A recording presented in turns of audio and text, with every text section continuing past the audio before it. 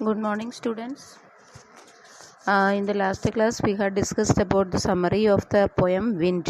Okay, wind का summary मैंने आपको बता दिया था. अब मैं उसी चैप्टर को पढ़ा देंगे, उसी पोएम को पढ़ाएंगे. वो पोएम के साथ साथ बहुत छोटी सी एक पोएम है. इसके साथ साथ हम लोग जो सप्लीमेंट्री बुक है मोमेंट्स, इसी का फर्स्ट चैप्टर भी रीड करेंगे. ठीक है. So be ready everyone. So open your book, all the children. The poem Wind.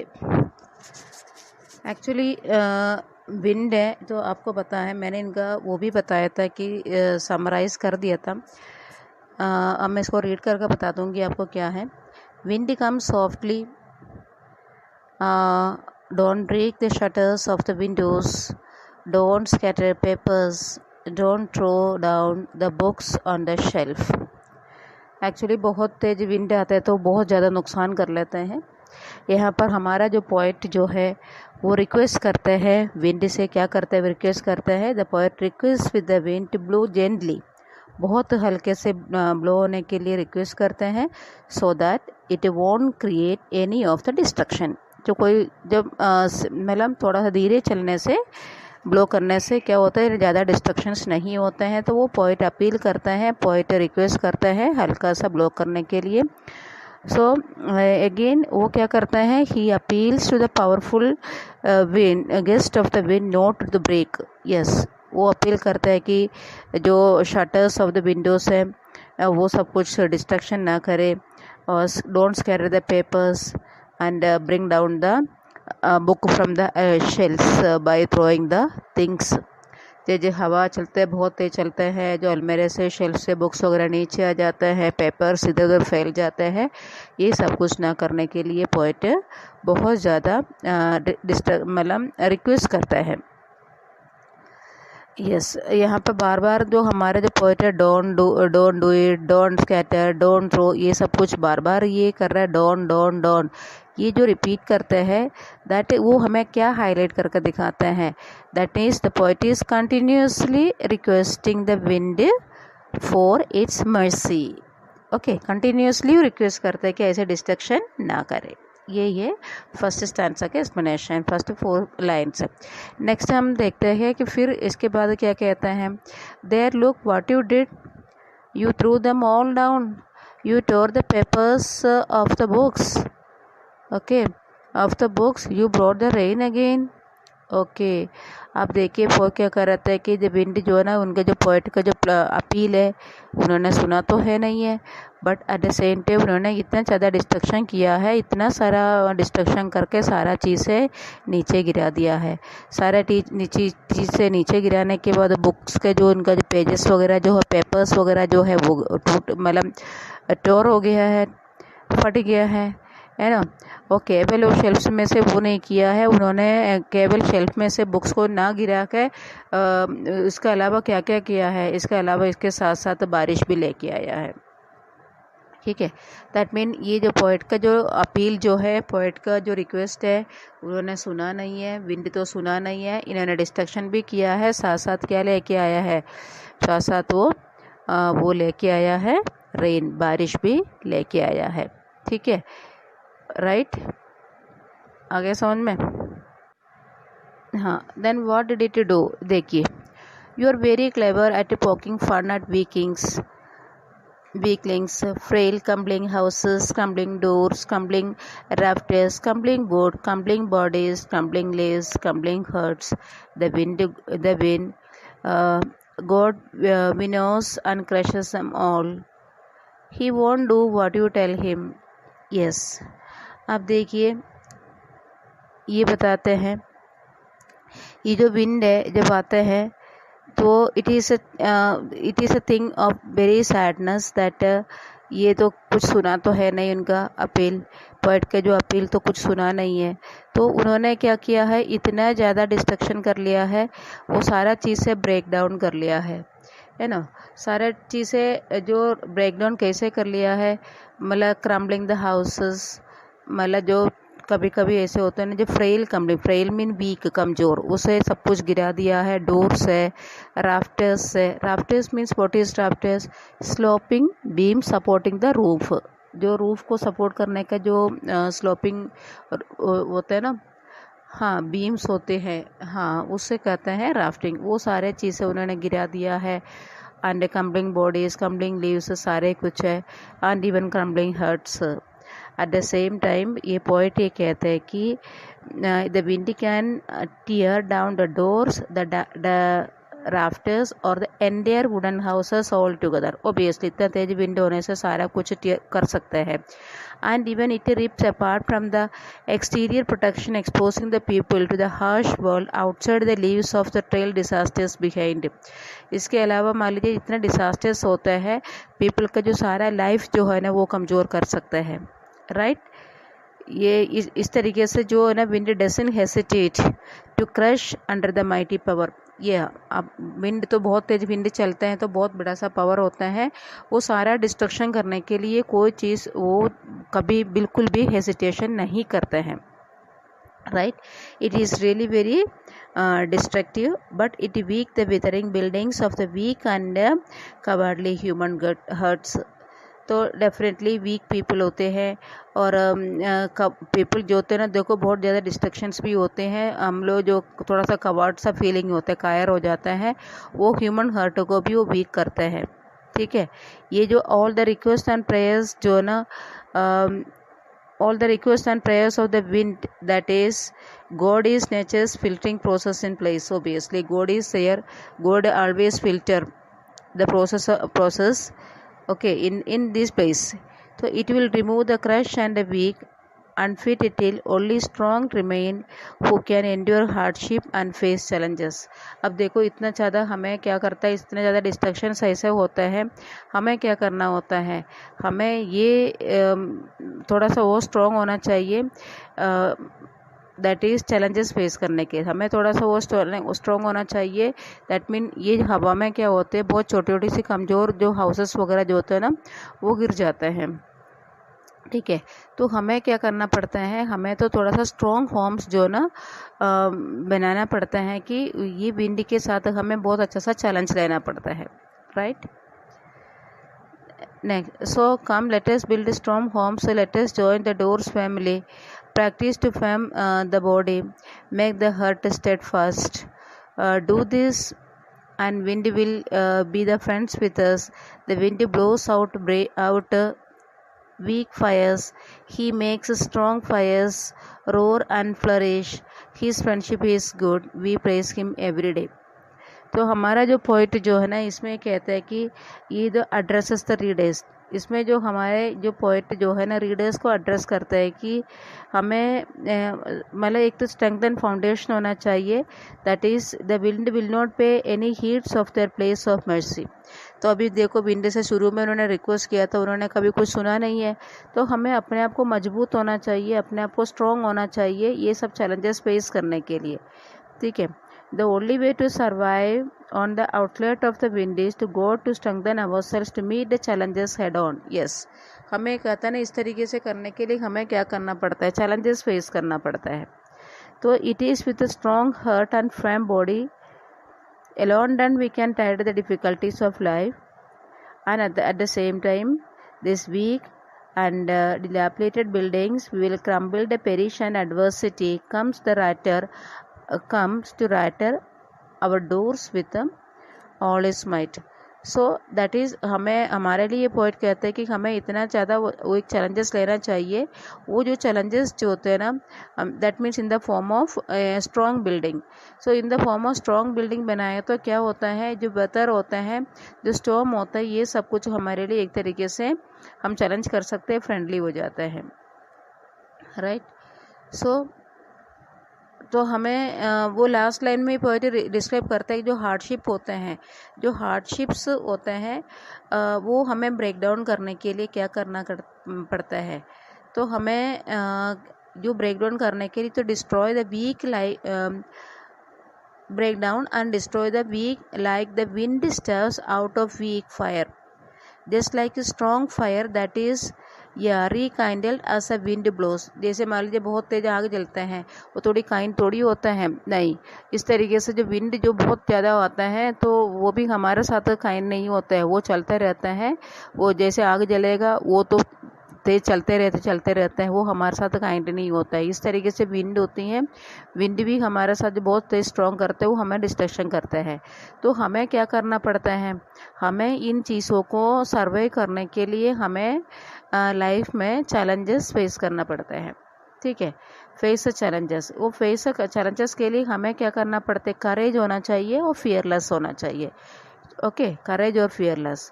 So wind जो है ना, ओबियसली उस तरीके से करेज और फियरलेसली हम सब कुछ फेस करते हैं। तो क्या करते हैं, when we were able to face all this thing, the wind would be very useful to us as we would be friend of it. हम लोग अपने लिए यूजफुल होगा विंड, हमें ऐसे लगेगा फ्रेंडली हो। ठीक है, so it is a good friend to us and makes our lives more comfortable in terms of providing us with electricity.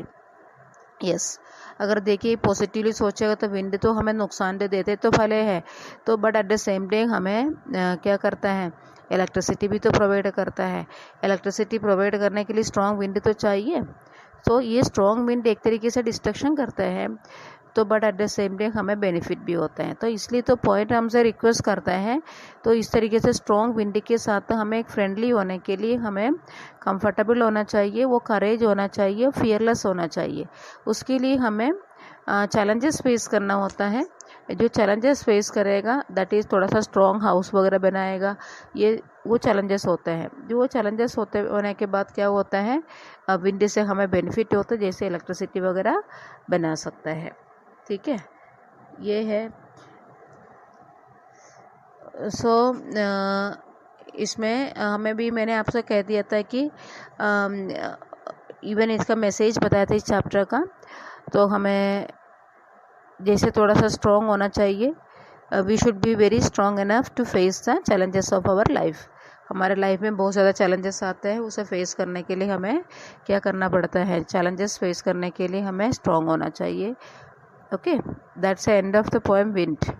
अब हम पढ़ेंगे chapter number 1 from moments. Yes children, chapter number 1 from supplementary book is the lost child, खोया हुआ बच्चा। बेटा ये chapter अगर मैं पढ़ाएंगी भी नहीं है ना, तो आप बहुत अच्छा कर सकते हैं, क्योंकि बहुत सिंपल स्टोरी है। जैसे स्टोरी की बुक्स वगैरह पढ़ता है ना, तो ये सप्लीमेंट्री बुक सारे जो चैप्टर्स होते हैं ना, बहुत सिंपल स्टोरीज़ हैं।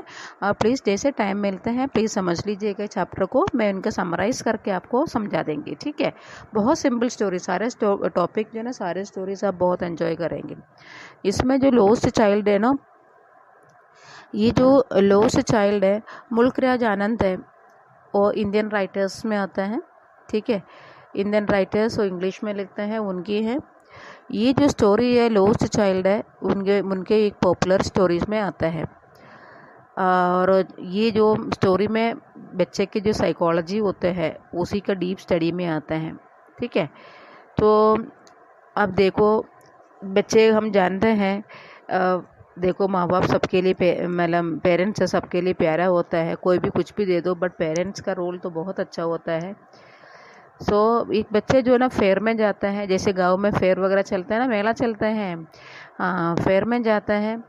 तो जब वो फेयर में जाता है क्या करते हैं, ये सोचते हैं कि बच्चे सोचते हैं कि पेरेंट्स मेरे सारा इच्छा पूरा करें, बट कभी कभी क्या होता है, पेरेंट्स है ना बच्चे का रिक्वेस्ट इग्नोर करते हैं। राइट, हो सकता है कभी पैसा नहीं हो सकता है कभी दिलवाना नहीं चाहते हो। तो in the sense a child जो है ना पेरेंट्स से अपार्ट होता है, डिसअपियर हो जाता है। तो ये सब कुछ अट्रैक्शंस जो होते हैं ना ओनली पेरेंट्स के साथ होता है, वही चैप्टर में बताता है। अब इसमें मैं आपको बताते हैं शुरुआत की समरी में, बुक आप डीपली रीड कर लीजिएगा। अब देखो गांव विलेज में स्प्रिंग फेस्टिवल होता है, उसी के बता रहे हैं। सबसे पहले जो स्प्रिंग सीजन होता है, जो पीपल जो है ना बहुत ज़्यादा ग्रुप में जो है ना स्प्रिंग फेयर में जा रहा है। स्प्रिंग सीजन जो होता है वहाँ पे विलेज में फेयर लगता है, जो पीपल बहुत ज़्यादा ग्रुप बन के फेयर में जा रहा है। वहाँ पे क्या है, एक चाइल्ड जो है, बच्चे जो है ना अपने पेरेंट्स के साथ वो भी जा रहा है। अब बहुत ही बच्चे जो है ना बड़े एक्साइटेड होते हैं फेयर में जाते, जैसे मान लीजिए आप कोई मेला में जाते हैं, आप कहीं घूमने जाते हैं, कितने एक्साइटेड होते हैं, वैसे ये वाले बच्चे जो ना बहुत ज़्यादा एक्साइटेड होते हैं। वो जो लड़का था, बॉय था, वो बहुत सारा चीज़ें मतलब उन्होंने वही देखा है, वो बहुत सारा चीज़ें देखते हैं, बहुत सारे चीज़ को लेकर अट्रैक्ट हो जाते हैं। सबसे पहले जो है ना टॉय शॉप है, खिलौने की शॉप है, वहाँ पर बहुत ही ज़्यादा अट्रैक्ट हो गए बच्चे। उन्होंने अपने पेरेंट्स से कहा था कि मुझे टॉय चाहिए, खिलौना चाहिए।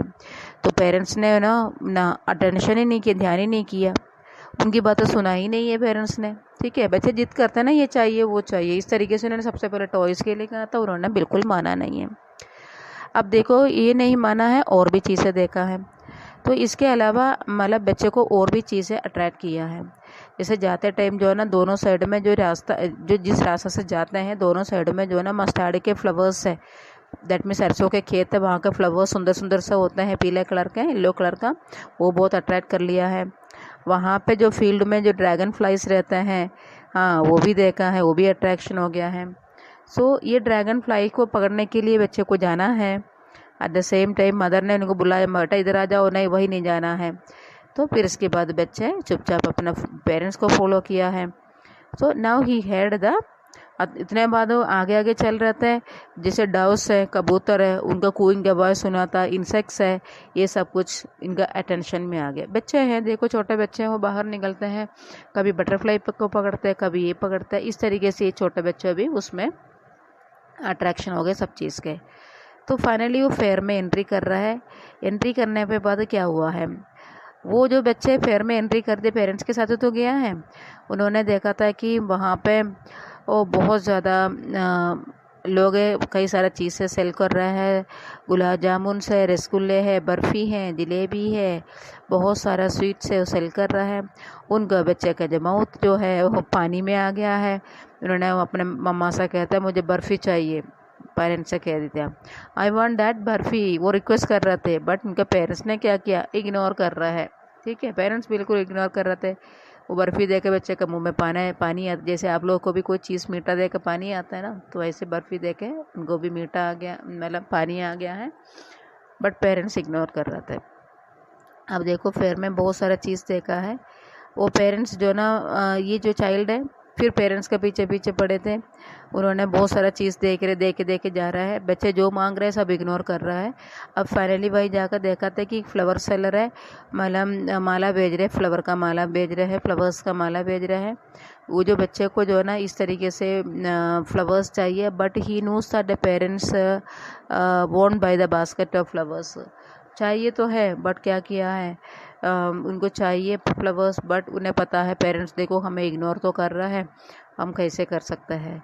तो उन्होंने क्या किया है, उन्होंने पेरेंट्स को ही फॉलो किया है। चलो ठीक है, कोई नहीं है। तो फिर इसके बाद उन्होंने देखा था कि बैलून सेलर बैलून बेच रहा है। आप he had the decide to balloon, but his parents से yes, what was the parents response was too clear to him, yes obviously balloon के लिए भी जिद करते हैं, पेरेंट्स इग्नोर करता है। तो फाइनली सारा चीज़ को जो बच्चे को इग्नोर कर लिया है, टॉयज़ हो गया है और बर्फ़ी हो गया है, बहुत सारा चीज़ देखा है, सब चीज़ को बच्चे को इग्नोर कर लिया है। तो बच्चे फाइनली क्या होता है, खो जाते हैं फेयर में। फेयर में देखो बहुत ज़्यादा लोग आते हैं, बच्चे इधर उधर हो जाते हैं, कभी घूम लेते हैं अपने आप को भी। तो फाइनली बच्चे क्या करते हैं, खो जाते हैं फेयर में। तो अब देखो क्या है, the child was following the parents, suddenly he saw a snake charmer. तो बच्चे जो है ना पेरेंट्स के पीछे पीछे फॉलो कर रहे थे, इन्होंने देखा था कि एक स्नेक चार्मर जो शाम को लेके आता है ना, स्नेक चार्मर, या द स्नेक चार्मर जो है ना, जो फ्लूट वगैरह प्ले करते थे, फ्लूट प्ले करते थे, जो स्नेक उस हिसाब से डांस वगैरह जो करते रहते हैं। तो एट द सेम टाइम उन्होंने अपने पेरेंट्स को दिखाता है कि not to hear such music, yes parents पहले बताते थे कि इस तरीके से म्यूज़िक सुना मत करो, तो इसलिए तो वहाँ से वो चल पड़े बच्चे। इसके बाद उन्होंने देखा था कि मेरी गो राउंड, यस जैसे राउंड झूले होते हैं ना, मेरी गो राउंड गंड, तो वहाँ पे बहुत लोग झूले झूल रहे थे। तो अभी उन्होंने देखो अपना यो इच्छा जो ना भैया रेसिस्ट नहीं कर पाया, तभी उन्होंने yes he requested his parents to allow him to ride, yes. अब मान लीजिए उन्होंने क्या किया है पेरेंट्स को रिक्वेस्ट किया है भैया मुझे भी ये चाहिए, मुझे भी ये चाहिए, इसमें झूले में झूलना है। बट उन्होंने देखा था कि पेरेंट्स का रिस्पॉन्स ही नहीं आ रहा थे। ठीक है, जो रिस्पॉन्स ही नहीं आ रहे थे तो देखा था कि मेरे पेरेंट्स वहाँ मिल नहीं रहे। दैट मीन्स ये अकेले हो गया है, वहाँ पे लॉस हो गया है।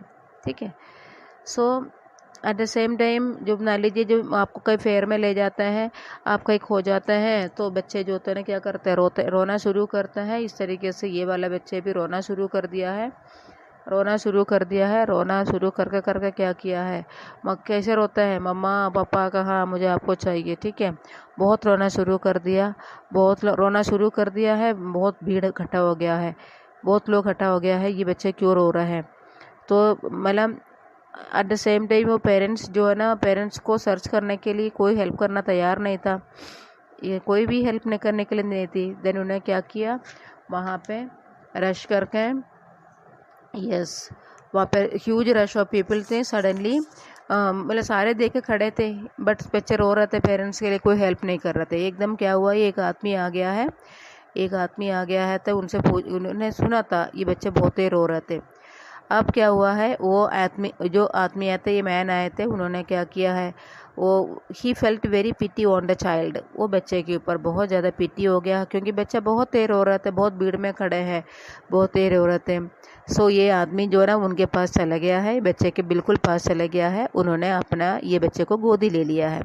गोदी लेके उनसे पूछा था कि कैसे यहाँ पर पहुँच गया है ना, कैसे how he had reach there, कैसे यहाँ पहुँच गया है।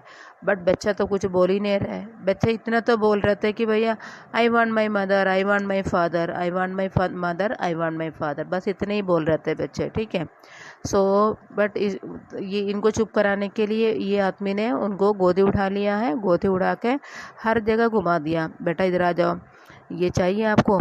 दैट मीन्स हर जगह उन्होंने स्नेक चार्मर के पास ले गया है, और झूला झूलने के लिए मेरी गो राउंड के पास ले गया है। तो उनसे पूछा था कि बेटा इसमें राउंड ले लेंगे आप, बट बच्चे ने रिफ्यूज़ किया है, बिल्कुल रिफ्यूज़ किया, नहीं नहीं बिल्कुल नहीं चाहिए, मुझे तो यहाँ पर राउंड नहीं लेना है। फिर वो ले गया था कि बैलून वाले के पास, तो उन्होंने बैलून वाले के पास लेके आके ये आदमी ने ऑफ़र किया, बेटा बैलून लेंगे, बैलून दिलवा देंगे आपको, तब भी उन्होंने मना कर दिया। इसके बाद वहाँ पे ले गया था कि बच्चे को स्वीट ना बहुत पसंद हो गया था ना शुरू में, बर्फ़ी, वहाँ ले गया है, बर्फ़ी के पास ले गया, बर्फ़ी वाले के पास ले गया था, तो बच्चे ने तब भी मना किया, ना मुझे बर्फ़ी नहीं चाहिए है। हर जगह ले गया था, जहाँ पर जो अट्रैक्शन थिंग होते हैं वहाँ पर सब जगह ले गया था, कि जो इन्हें सब कुछ शुरू में चाहिए था जब उनके पेरेंट्स के साथ थे। बट ये आदमी लेके वहाँ पे ले गए थे, उन्होंने सब मना कर दिया, मुझे चाहिए नहीं कुछ भी, मुझे कुछ भी नहीं चाहिए। ठीक है, तो इसके बाद जो है सब कुछ अट्रैक्टेड थे, but no fascination him, but only उनको वो क्या चाहते हैं, ओनली उन्हें चाहिए पेरेंट्स। ठीक है, ओनली उन्हें माँ बाप चाहिए। ठीक है, अब मान लीजिए ये इतना ही एंड ऑफ द स्टोरी है। तो मान लीजिए इन शॉर्ट हम क्या कह सकते हैं, जो पेरेंट्स जो होता है ना, the presence of parents is different a picture in the story, right. No doubt they have lost a child, yes, no doubt they have lost their child, but their behaviour towards the child was not show positive attitude. मतलब parents का जो है ना एक तरीके से positive attitude नहीं था। ठीक है, but at the same time बच्चा देखिए कैसे था, बच्चे जो ना एक प्रॉपर वे में अपना कुछ भी दिलवाने के लिए अभी कुछ भी लेने के लिए वो आदमी से कुछ भी लेने के लिए तैयार नहीं है, बट इतना कहता है कि मुझे I want my father, I want my mother. But इनका जो एटीट्यूड है, पेरेंट्स का एटीट्यूड शुरू में इतना पॉजिटिव नहीं था, तब भी बच्चे को कौन चाहिए, बच्चे को पेरेंट्स ही चाहिए। तो इसमें मान लीजिए क्या क्लियर हो रहा है हमें, यस, जो जितना पेरेंट्स का प्रेजेंस होता है, पेरेंट्स का प्रेजेंस में हम लोग बहुत कुछ जीत कर सकते हैं, जो भी कर सकते हैं, है ना। बट जो विदाउट द पेरेंट्स सारा अट्रैक्शंस बच्चे के लिए लॉस हो जाते हैं, है ना। स्ट्रेंजर है ना, मतलब वो स्ट्रेंजर के सामने कुछ लेना नहीं चाह रहे, क्योंकि उनके लिए वो चीज़ कंफर्ट नहीं लग रहा है, उनके लिए माँ बाप कंफर्ट होता है। ठीक है, तो इस तरीके से हमें ये कहता है कि presence of the parents, suppose अगर कुछ भी नहीं देते हैं तभी वो बच्चा ठीक है, जिद कर जगह पीछे पीछे चले गए थे, ठीक है। But at the same time बिना पेरेंट्स का जो चीज़ उनको दिलवा रहे थे वो सारे चीज़ इनके लिए बेकार था। तो इस वजह से क्या किया है, यस हमें ये पता चलता है कि पेरेंट्स का क्या रोल है। कितना अच्छा चीज़ उन्हें दिखाने के बाद भी क्या हुआ था, बट बच्चे जो ना रो रो के क्या कह रहे थे कि मुझे कुछ नहीं चाहिए, I want my father, I want my mother. तो ये clearly shows that parents have the greatest value in the eyes of the children. Yes और नो, यस इतना, क्योंकि शुरू में उन्हें चाहिए था, स्वीट्स चाहिए था, टॉयज़ चाहिए था, गार्लैंड चाहिए था, मेरी गो राउंड में जाना था, ये सब कुछ चाहिए था। पेरेंट्स ने मना कर दिया था। बट ये आदमी ने गोदी उड़ा कर बड़ा प्यार से सब कुछ पूछ रहे थे, बेटा ये भी एक राउंड ले लो, बलून ले लो, माला ले लो, बर्फ़ी ले लो, सब कुछ करो। But at the same time बच्चे ने बस इतने डायलॉग ही निकला मुँह से, I want my father, I want my mother. इसमें हमें क्लियरली ये पता चलता है कि parents have the greatest value in the eyes of the children. Obviously parents कुछ दिलवाओ या ना दिलवा दो, बच्चे के आइज में पेरेंट्स के लिए बहुत बड़ा से एक वैल्यू होता है। यस और no children? Okay, I will send you the notes. Thank you and have a wonderful day ahead.